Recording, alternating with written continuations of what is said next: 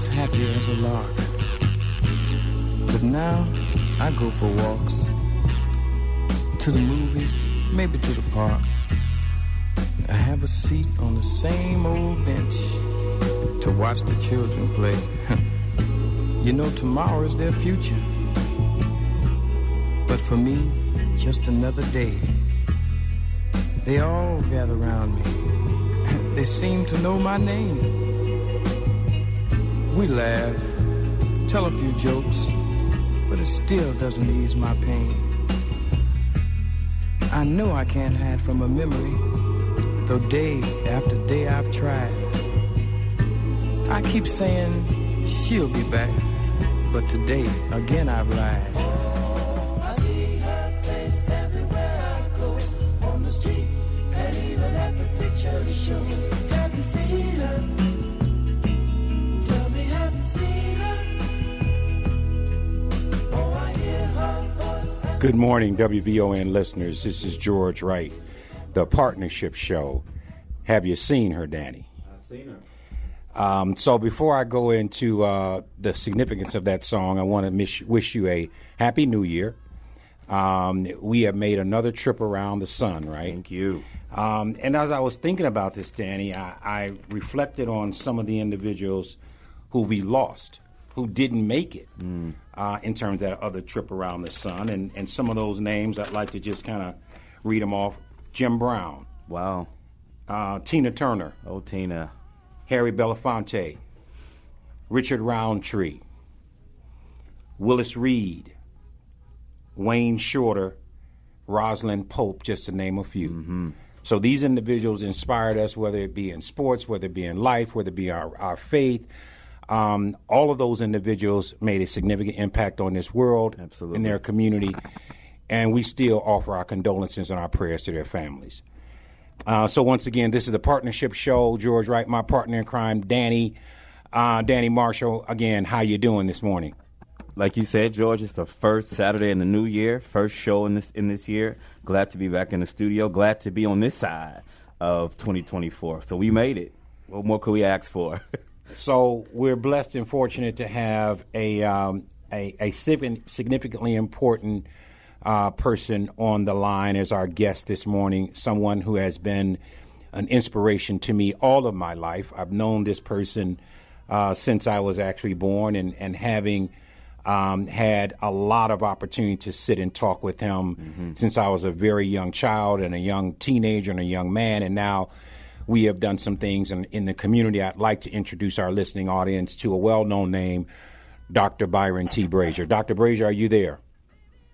Yes, I am, George. How are you? I am doing great. And how about you? I'm doing very well. When I heard that song come on, resonated with you. All I could do was smile because that was your favorite song when you were a teenager. Yes. and I think maybe part of what you remind me sometimes when you say, George, you know we still have service on Sunday morning. Have you seen him? And you're talking about me, right?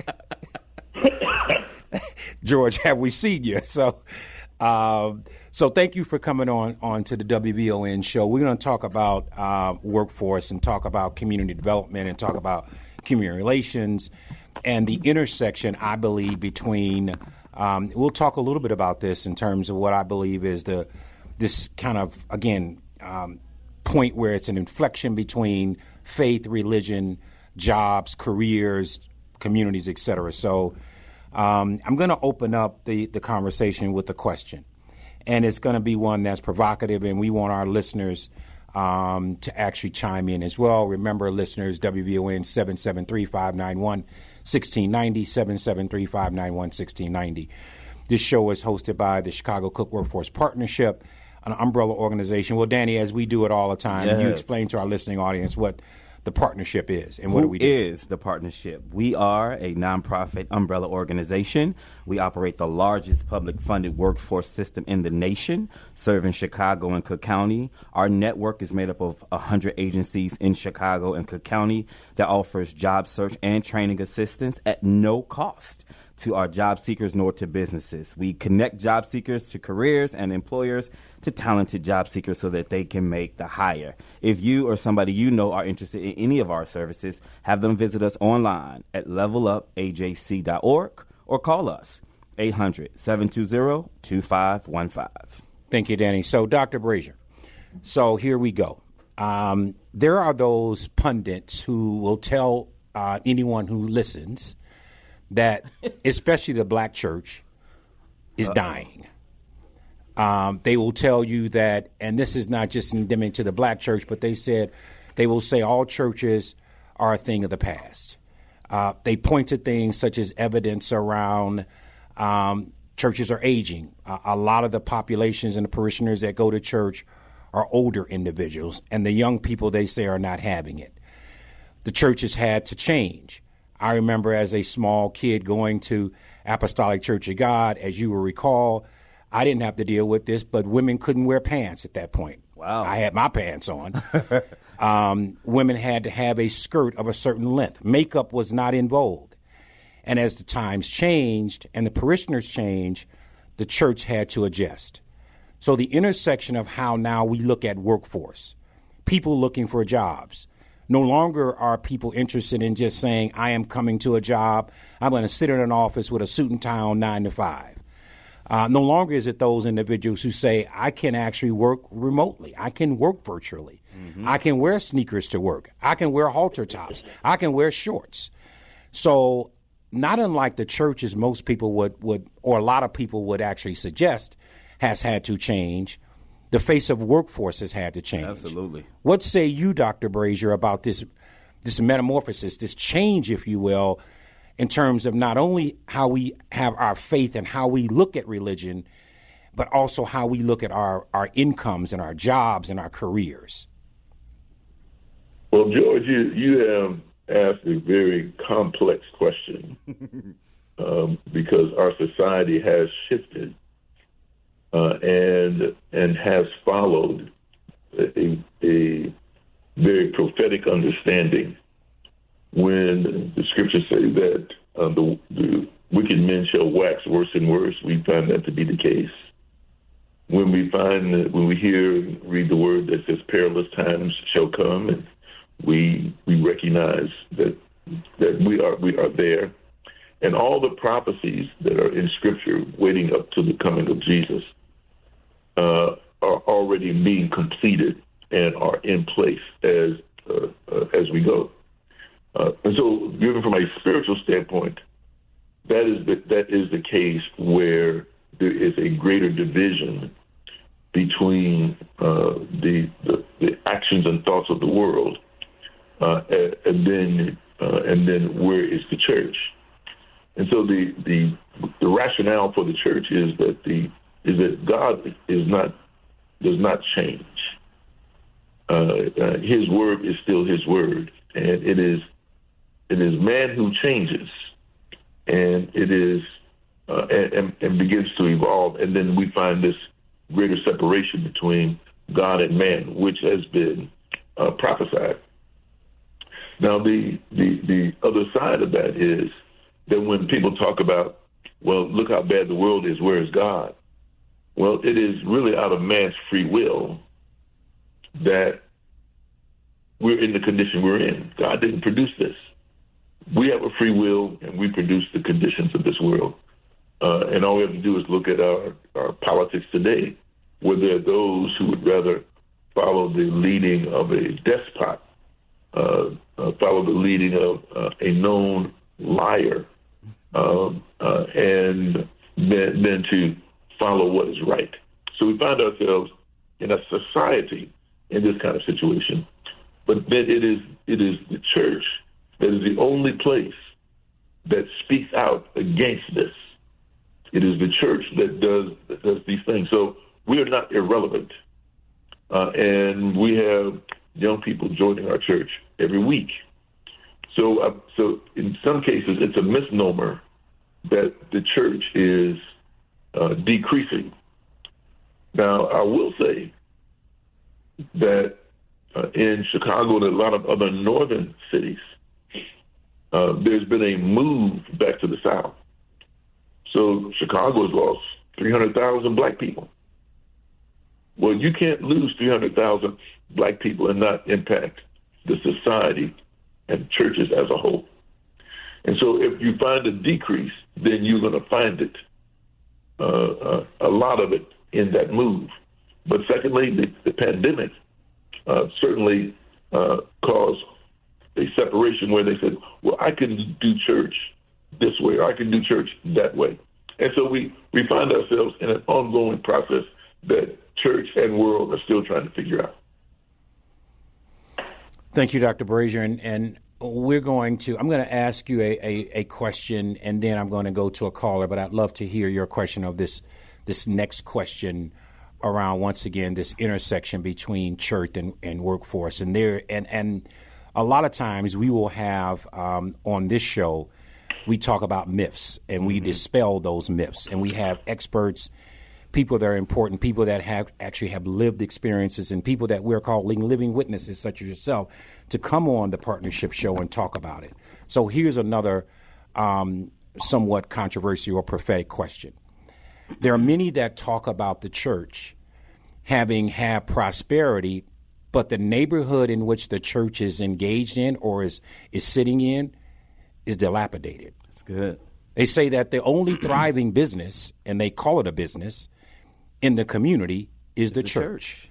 Now, we're going to talk about this more. I want to get some callers in here, but I want you to think about, and so I'm leading the witness, if you will, because of the whole founding of the TWO and the whole Woodlawn organization, and that reimagining, if you will, which you and your father have been at the authorship of, talking about how we can not only just make the church prosper, if you will, but the community in which it sits, right? That's good. So I'm going to go to a quick call, and then we'll come back to you, Dr. Brazier, with that second kind of controversial question, which is, as you say, is sort of complex. So, Mama D, we have you on the line. Are you there? Yes, I'm here. Hallelujah. Greetings to you. Welcome to the call. Happy New Year. Thank you. Well, I bear witness that it's a change year, but not new, because the firmament does not bear witness to it. The leaves are bare on the trees. They don't have any leaves on them. The animals are hibernating in the ground, and most of the birds have flown away. So the firmament does not bear witness that this is new, but it is a changed year, and it's a new you, and I'm glad about that. I was thinking that for the first time in the black church history, that they're on the wrong side of spiritual history. You cannot be for the violence of abortion when the word of your God says, children are a heritage of God, and the fruit of the womb, the unborn living soul, is his reward. And how does the church justify killing a living soul? At the end of the day, whether you call it an embryo or a fetus, it's a living soul because it's breathing. And stopping the breath of life is an act of violence. So could you tell me how the church justifies that by saying a woman? First of all, she's not a woman. She's a trinity. She's living sperm, living soul, and living egg representing family. She is a trinity. That's what's so amazing about a pregnant woman, is that she's a family within her own body. So it's no longer a woman with her rights to choose, because after 50 years, we've got all kinds of choices: pills, foams, gels, probiotics, tubes tied. We've got postpone your menstrual cycle for years if you want to. We got panties up, dress down, legs closed. So why aren't some of these choices being exercised? And what is your position of the church? Thank you, Mama D, for your call. We appreciate it. Dr. Brazier, we're going to go back to you. We have other people on the line, but I really want to get to this question. If you want to respond to the abortion or some of the comments that Mama D made, that the floor is yours. But I really want to get to this question of the intersection between the church and workforce, especially when we talk about community development. And we're going to talk about your tenets, if you will, of community development and community relations in and around the Woodlawn community, which I think can actually extend themselves nationally. So, Dr. Brazier?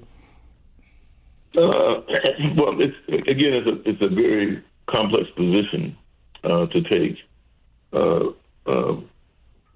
And you have to consider what the scriptures actually say about abortion. And the scriptures are actually silent about abortion.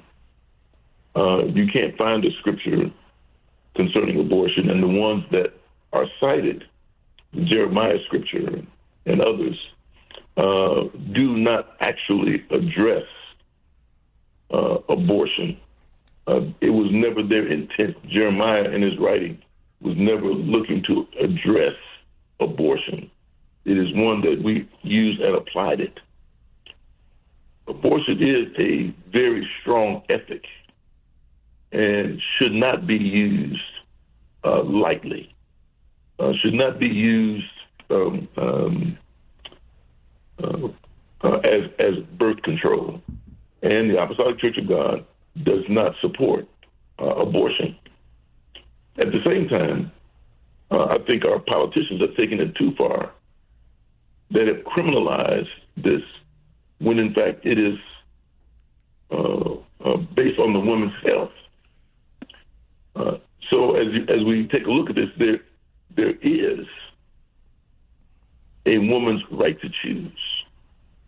That is the right position to take, because it is not documented in Scripture, number one, but life, as Mama D said, is important, and all the things that she says are true and are true for the church. But if a woman's life is in danger, a choice must be made, and it cannot be made by politicians. Now, concerning the intersection between the church and workforce development, the church is absolutely supportive of workforce development. The Apostolic Church of God has, through the Brazier Foundation, has tremendously supported workforce development and have ministries that support it. And the Brazier Foundation even started a business called Building Self-Determination. We closed that down because of the product mix that we were using and the pandemic. But we absolutely believe in the training of our people in advanced technologies, as well as in other constructions. And so we have many churches. There's a church on Orleans that has a tremendous construction ministry. Our church has a ministry that helps people find jobs. It is absolutely important.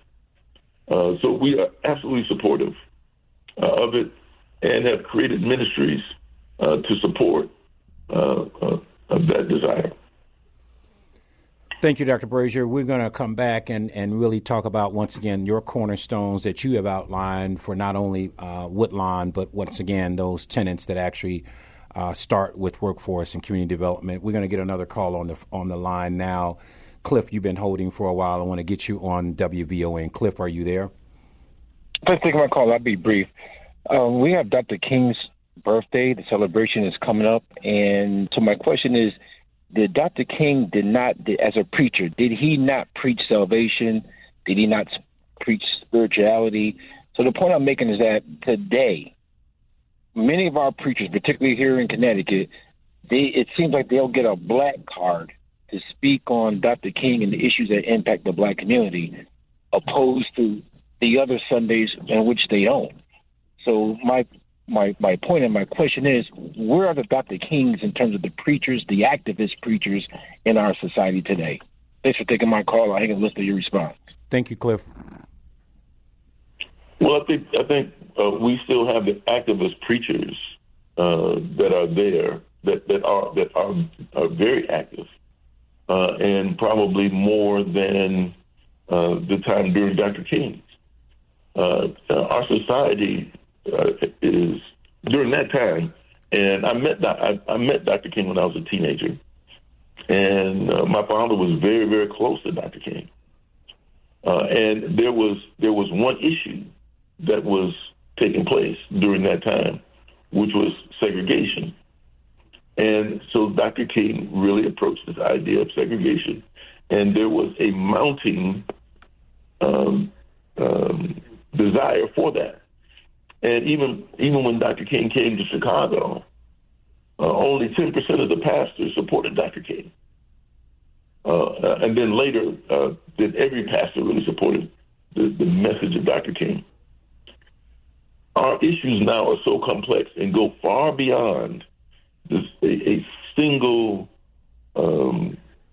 response. Some only deal with immigration, like we dealt with segregation. But today, we have to deal, and you have leaders in the church that deal with education, deal with economic development, we deal with health and human services, we deal with public safety, and all those things are taking place. And you have activist pastors in place doing many or all of those things all at the same time.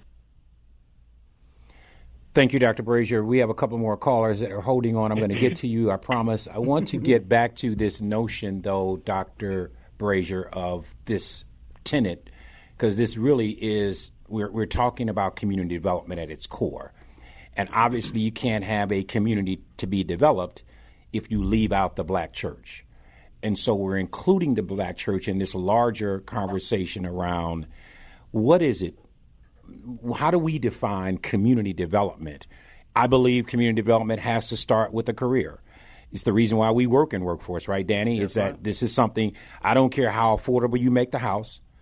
I don't care how attractive you have small businesses. Mm-hmm. If no one has income and meaningful careers, it doesn't mean anything. Yeah. So, Dr. Brazier, you have established a model, if you will, that we've talked about on numerous occasions, which talk about how you actually look at community development, not only, again, just in Woodlawn, but this model can be expanded and has been expanded beyond just the boundaries of a community in, where I grew up in Inglewood, or Woodlawn, where the Apostolic Church of God is. So talk about briefly the tenets before we go to break, and then we'll come back and take some callers on the other side. But talk about those tenets that you've kind of thought about, studied, put in practice around how we develop communities in a real sense. Sure.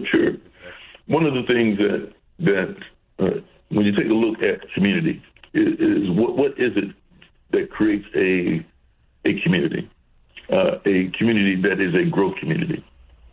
And those are the four tenets of the ones I just mentioned: education, safety, economic development, and health and human services.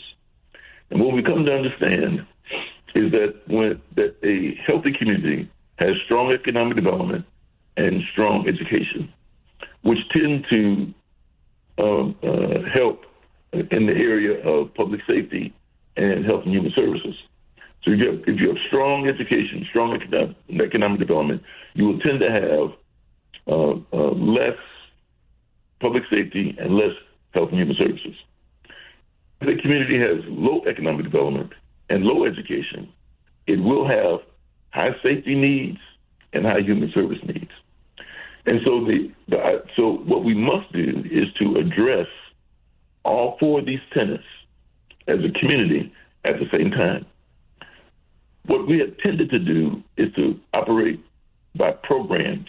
What program are you running? What program is this? What program is that? As opposed to how do we solve the systemic issue that cannot be resolved by program. And so, for an example, when I was speaking to the president of the University of Chicago, I said, you all run millions and millions of programs, and you spend millions and millions of dollars on programs every year. I said, but Woodlawn, Bronzeville, and Washington Park that surround the university, we're still the same. Wow. It is not the program, it is the infrastructure within the community that says we're going to address all four of these at the same time, and that there are methods of unity and convening that allows that to take place. We did that in Woodlawn with the network of Woodlawn before the pandemic, and it was extremely successful.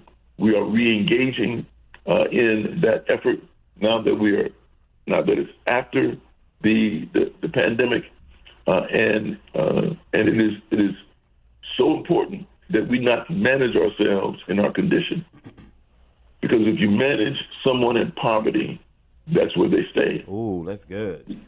We must have a vision that is beyond today, that changes the things where we are, and when we focus on the strategy and not the program, we begin to have success.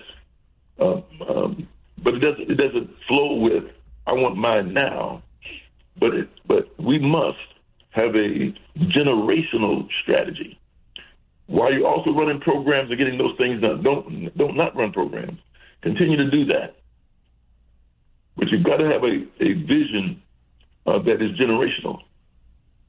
And the decisions that we're making for the Apostolic Church of God are decisions that will impact the 5 generations of the church, the next 5 generations, but as well as the next 5 generations of the Woodlawn community. Thank you, Dr. Brazier. Art, you have been so patient. I'm going to quickly take your call, and then we're going to go on a break, but I know you have been holding on. So, Art, if you're still there, you're on the air. Hey, good morning to you young people.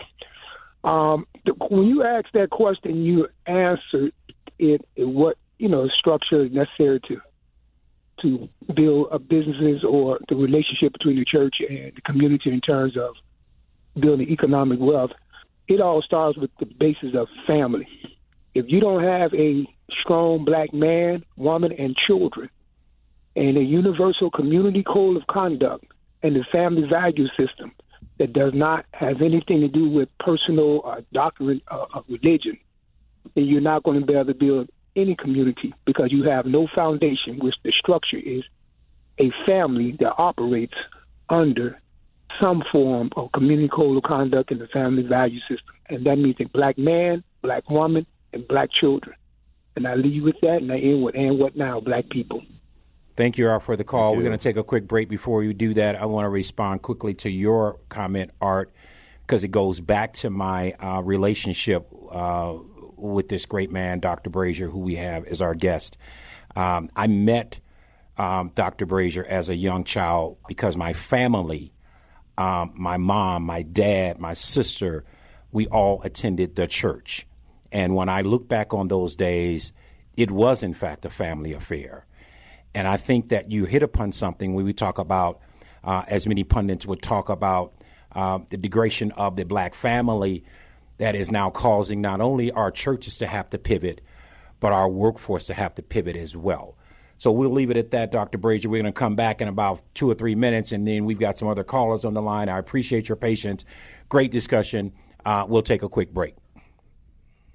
I'm George Wright, Chief Executive Officer of the Chicago Cook Workforce Partnership. Every Saturday morning here at 8 o'clock on WVON, we will walk through the journeys that we all take to find a career and not just a job, to hire local talent that every business is looking for. The Partnership's network of about 100 community-based organizations is ready to meet your needs. We'll talk to the local experts and make it all happen. Join me for The Partnership Show with George Wright, Saturday mornings at 8 a.m. The Partnership Show, Saturday mornings at 8 a.m. on the Talk of Chicago, 1690 WVON. Starting a job search? In need of training to get new skills? Are you an employer looking for a great hire? The Chicago Cook County Workforce Partnership can help.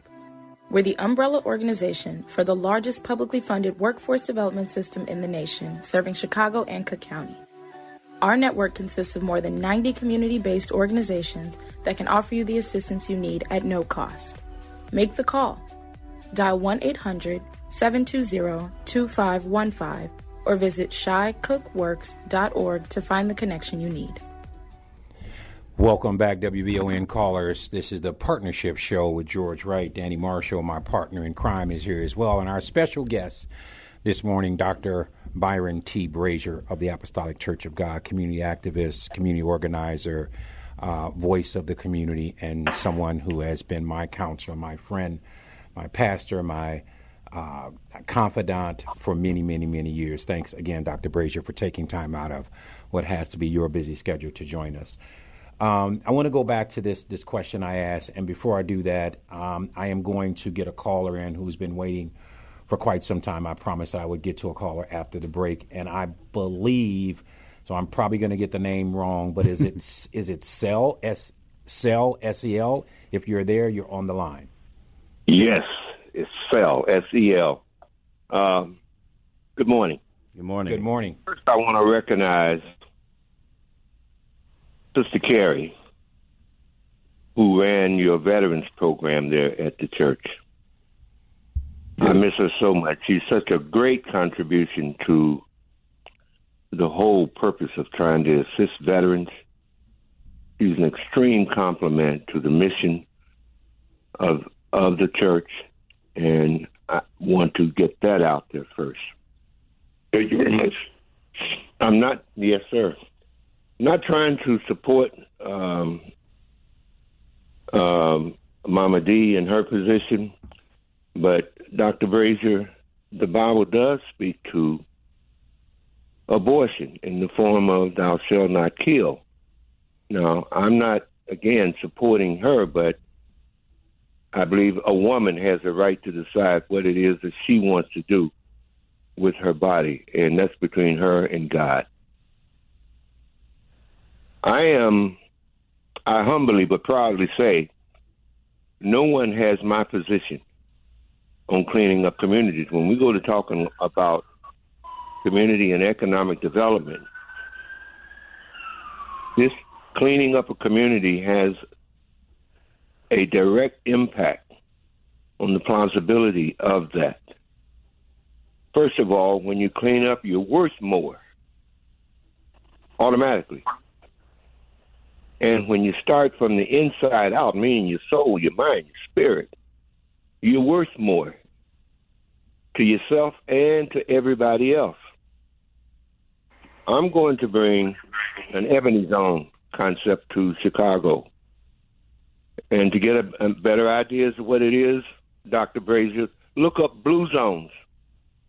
A white boy out of Minnesota went around the world looking for communities where people were living well into their 90s and beyond in good health.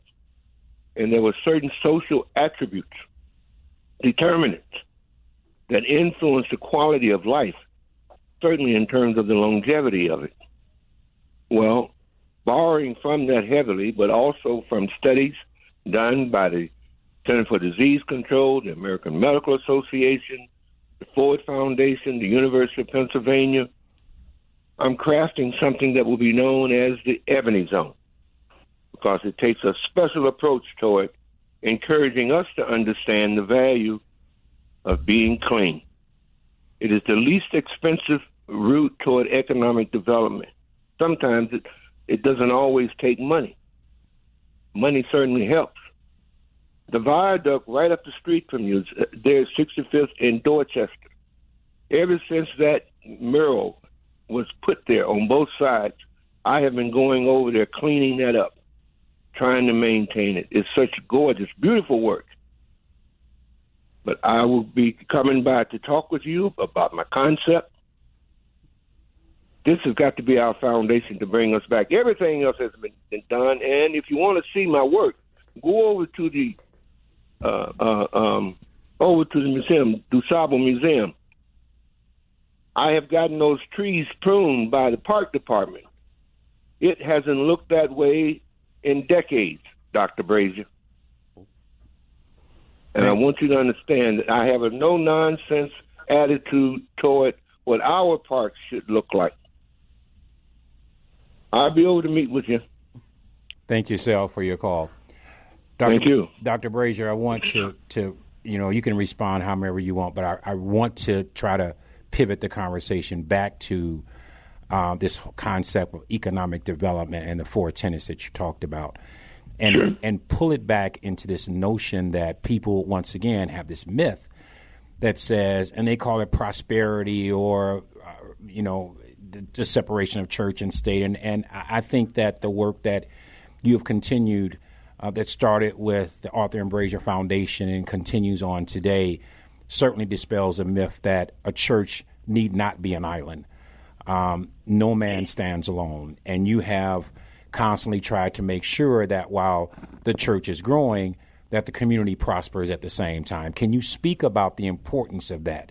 Because there are those who still think that, the minister drives the big car, everybody else in the community is driving, a lesser car.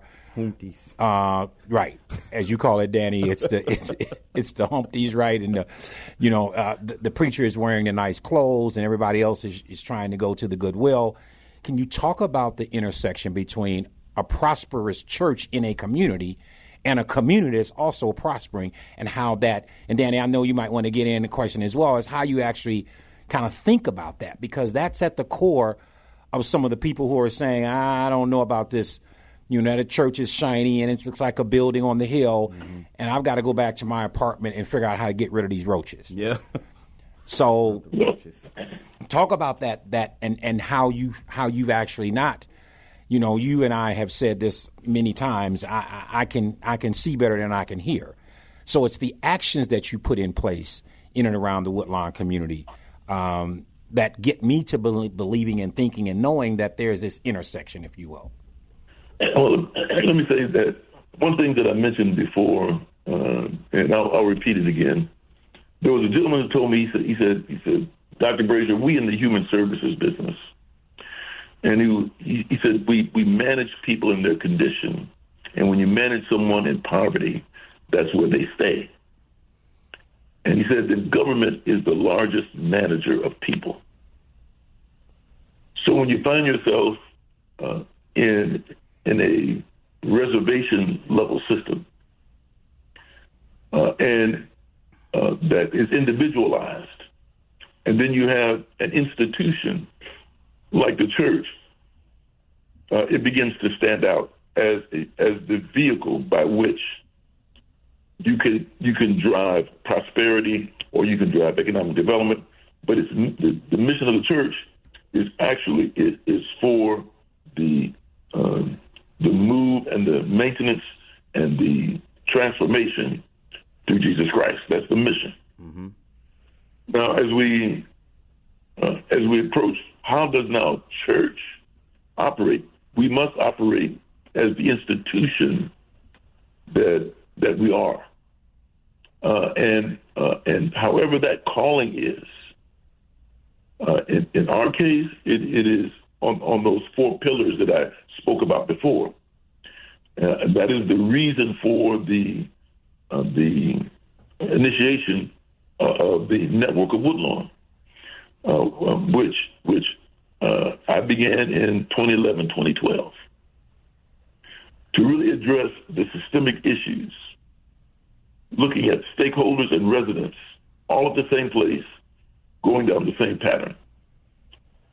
Now, I would then say that I've been approached by residents who believe that I have too much influence over the community. And so I said, well, if you're prepared to step up, I'll give you whatever you think I have too much influence. I will give it to you tonight. Nobody took me up on it. And then what I said was, people have claimed that the church does too much or that does too little. You're telling me I do too much. Now, if in fact you're going to blame me for something, I'd rather be blamed for doing too much than too little. Mm. So we have power struggles within our community. We have scarcity issues within our community. And we have an institution that can build community institution and move in that direction. So as we approach this from a community standpoint, I completely agree with Sal. I completely agree with the other gentleman about the family structure. There's no doubt, and there are multiple avenues from which to address the dynamics of the black community. The dynamics of the black community within the United States of America. We cannot do it separately. We must do it together. And so it is through the unifying efforts of the black church down through history, from the time of slavery to Reconstruction, to Jim Crow, through civil rights, and even now, the church is still the voice of the black community. And the church is still there to do that. Now, do you have pastors who may not have a calling to community unity? Yes, you do. But the vast majority, whether you're on the south side, and I can name pastors, or you're on the west side, Marshall Hatch, Johnny Miller, on the west side, all of us have an understanding as to how we move forward, how we leverage our politics, how we leverage our institutions, and how we create unity of the body in order to move things forward. Is there a fight? The answer is yes, because the principalities and powers do not want a unified community. But we will get there, and we will get there together. Well, I think, as I was listening to what you talked about, Dr. Brazier, a phrase that I have been so fortunate to be to learn about at a very early age, right, in my Sunday school class, and it still resonates today. Many are called, but few are chosen. We're going to try to get another caller in here. Al Stone, I believe you've been holding on for a while. If you're still there, you have a question? Yes, sir. I'm a member of Local 130, the Plumbers Union, and a working plumber, a member of the Triangles Plumber Club, which is the Black Plumbers Association inside of 130. And you were talking about workforce training. And I had a question about domestic workforce training in collaboration with workforce training, because I think they go hand in hand. And as an example, last night I'm talking to a tradesman who's just married, going through a thing in his house last night, and he was attacking his wife verbally, me and him. And I asked him, I said, so do you respect anybody other than yourself? He said, yes. I said, is it God? He said, Yahweh. And I said, well, would you think he would be condoned with how you're acting? And then he went through another tyrant. And then I had a moment where I said, I think this is people want to serve a God that they think they can control. Ooh. And I wanted to bring that thought forward, too, because I don't know where I was at with that last night. But it all coincides to domestic work, how you should act when you go home from work. And that part of the training is important, too. Thank you for the call, Alan. I will just say, and Dr. Brazier, I'd love to hear your response to this, but I believe wholeheartedly that we're where we're supposed to be when we're supposed to be there. And perhaps if you had not been there, things may have turned out differently. So appreciate the comment, appreciate the call. Dr. Brazier, back to this, we have workforce and we have trainings, and you have run a business where it was all about training. And I'd like to actually, pivot the conversation, Danny, a little bit to that. What's your thought, Danny, and pose this as a question, obviously, to Dr. Brazier around preparing people, right? So the church says we're preparing you, mm-hmm. right, to be a better person. Mm-hmm.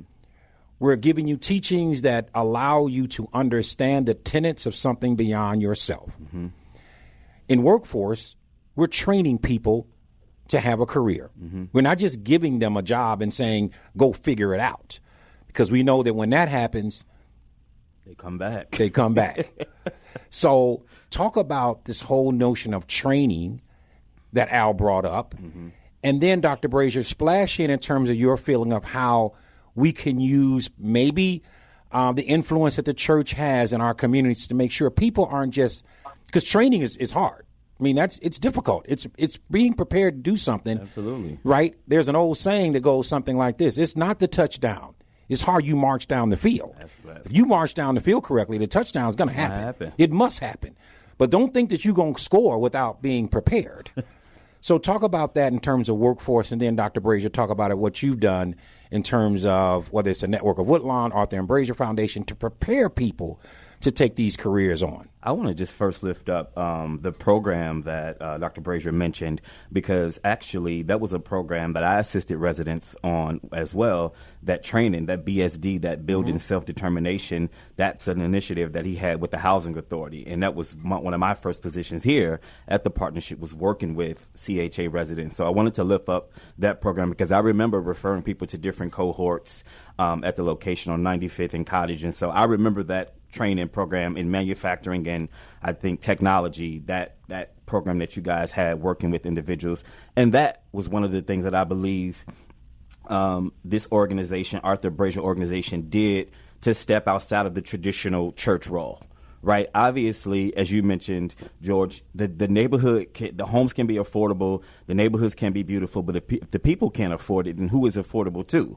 And so I think that the Brazier Foundation, stepping out of their traditional role as a church organization, decided to do offer opportunities like this BSD. And I think that's one of the ways that the church can get more involved in helping to improve the overall community as well. Because, yes, you know, parishioners come to church, they pay their tithes, and they give to the church, and sometimes we expect the church to play a role in improving the neighborhood as well, right? The church plays a role in community development because they are a stakeholder. That's a place where people go and they get encouragement, they get uplifted, and that's one of the locations they go to improve their lives. And so when they feel like their church organization is presenting them with the opportunity to improve their lives, people trust their pastors. They trust their pastors sometimes more than they trust their wives. They trust their pastors more than they trust their own families. And so I think that this Brazier Foundation taking this role to have this organization to support economic development, community development, and more importantly, people in development, there's a huge initiative that they did. And I just wanted to lift that up because I remember referring individuals to that program and how impactful it was.